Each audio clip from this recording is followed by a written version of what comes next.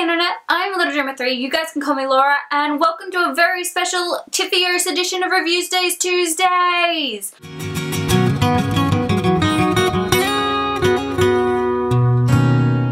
This video will contain spoilers. Okay, initial thoughts. Great movie.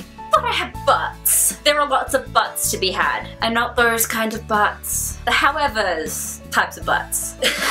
And in this case, yes, you can judge a book by its movie. This movie did a really great job of capturing the essence of this really fantastic, in my opinion, book. My opinion. I like the book. So there were a lot of things that I wish were included in the movie, but obviously weren't because of like time constraints and stuff and whatever.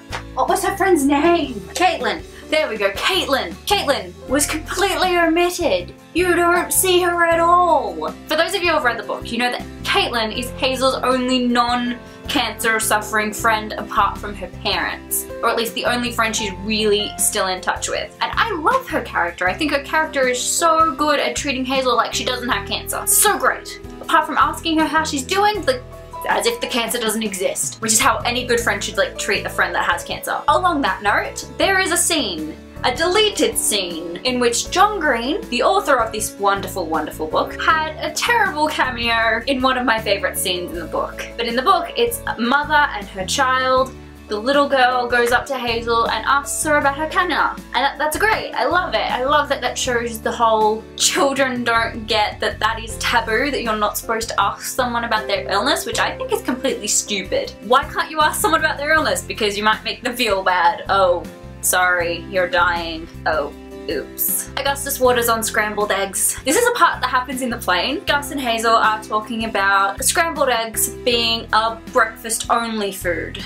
Like, you can only eat it at breakfast time. It's a special thing, and I really love his, like, that whole thing. It wasn't in the movie. I think I have mixed feelings about the way they changed the ending with how Hazel got Augustus's letter. I liked the chase and the fact that she had to go find it instead of Van Houten coming over to the States and giving it to her. I mean, it makes sense. It makes sense in the movie to do it that way. Saves time, resources, whatever. It was a really good part of the book for me. Okay, moving on. I didn't cry as much at the movie as I did when I read the book. I do believe that that's because, seeing as I read the book, I knew what was coming in a way-ish.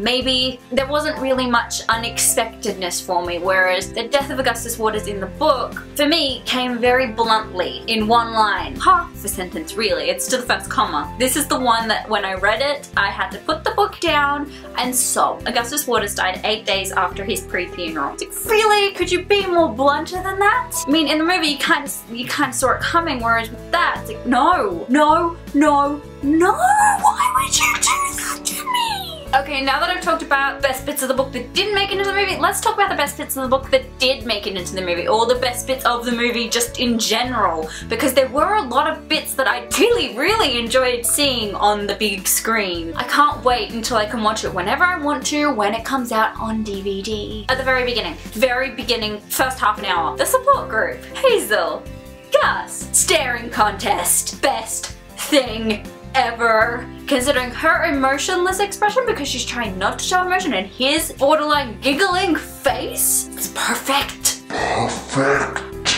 And the plane with Augustus, who had never been on a plane before. Oh my god. His dread turning into ecstatic excitement is just brilliant. And the fact that his metaphor is banned on that particular flight. But oh, his excitement, it was like a little 4-year-old flying for the first time going, the gosh, so high above the earth. Nothing has ever looked like this way.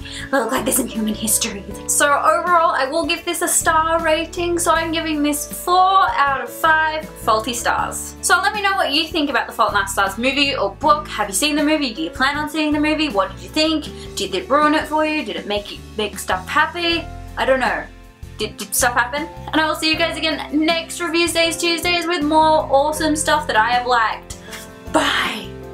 Also, after video little bit thing, I'm wondering if any of you would actually be willing to help me get John Green to see this video. Just tweet it at him if you're so inclined.